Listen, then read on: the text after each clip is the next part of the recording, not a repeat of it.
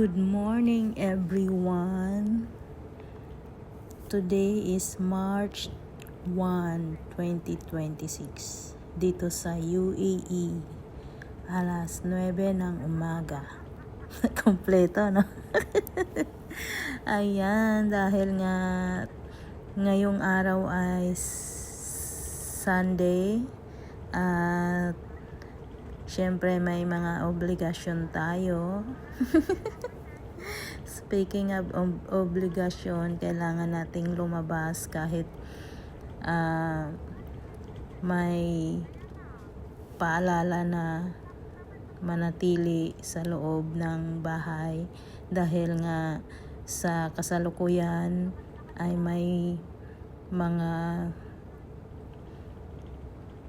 hindi magandang pangyayari dito sa United Arab Emirates.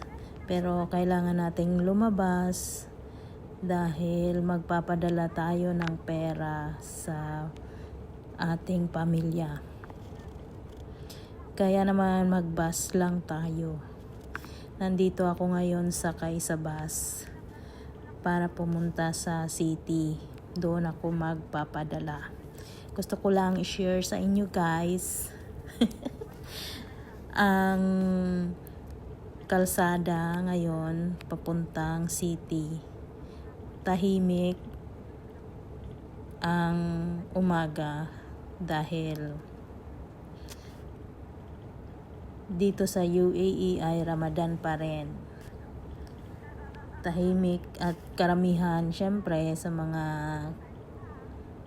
naninirahan dito ay lalo karamihan mga Muslim. So ang iba tulog sa bahay yan dahil syempre puyat sila at wala silang pasok dahil linggo. Ang mga OFW lang, mga kabayan, mga Pilipino ang gising. Ayun. Ngayon nga ay off ko kaya sinamantala kong pumunta sa city kahit nakakatamad at medyo nakakaligalig. Kailangan natin yun. So, sana mag-enjoy kayo sa aking ipinapakitang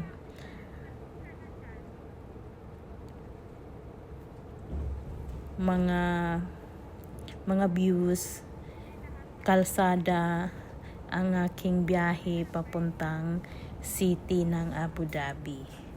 Enjoy watching guys. Sa mga hindi pa nakasubscribe ng aking channel, pa-subscribe naman po at huwag kalimutan i-like ang aking video. Mag-iwan lamang po kayo ng komento dyan sa baba para mabalikan ko kayo. Maraming salamat sa mga sumusuporta sa aking YouTube channel. Shoutout nga pala kay Sis Che SNP Vlog.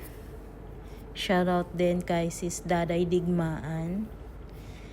Shoutout din kay Sis My Angel Zion.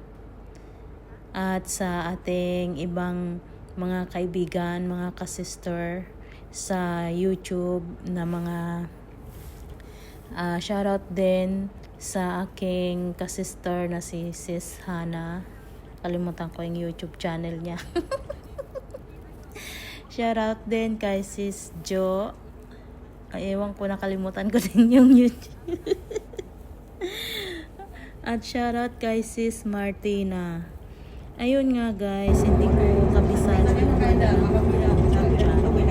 Sa susunod na video ay ilalagay ko dyan para sana matulungan din natin umangat ang kanilang mga channel. Thank you so much guys. Nandito na tayo, malapit-lapit na sa city. So, dadaan muna tayo dito sa may sinasabi nilang interchange. Dito yung mga bus, may mga bumababang pasahero para sa kanilang destinasyon. Yung iba lumilipat ng bus dahil nga syempre itong sinakyan ko ay papunta ito sa doon. Tapos yung iba bumababa kasi papunta naman sila sa kabila. Yung ganun ba? Kaya dito yung interchange. So ayan na. Tuloy-tuloy ulit ang ating biyahe. Papunta na sa city. Ang biyahe guys sa bus mula sa bahay namin. Ako yung maglalakad ng mga 14 minutes papunta sa bus stop. Tapos maghihintay ako doon ng bus na dadaan papunta sa city. Ganun. Tapos po, yung pagkasakay mo ng bus dito sa amin ay 1 oras po yung biyahe papuntang city. Kaya medyo matagal-tagal. At syempre kung isang araw gusto mo pa enjoy sa mga kaibigan mo, kulang yung oras. Kaya naman mas maganda talaga na meron tayong sariling sasakyan dito sa UAE. Pero syempre hindi naman tayo permanente dito sa UAE. Kaya mag-bus na lang tayo. Para safe din tayo. Ako po ay gustong-gusto ko nagbabas ako kasi pagod na nga sa maghapon na trabaho, 6 na araw sa isang linggo. Tapos magdadrive ka pa pag mag-off. Hindi, ayoko. Gusto ko sumasakay lang ako ng bus. Para nakaupo lang ako doon sa loob ng bus at tingnan nyo sa mga gilid-gilid, may mga magagandang tanawin at na-enjoy ko yung biyahe.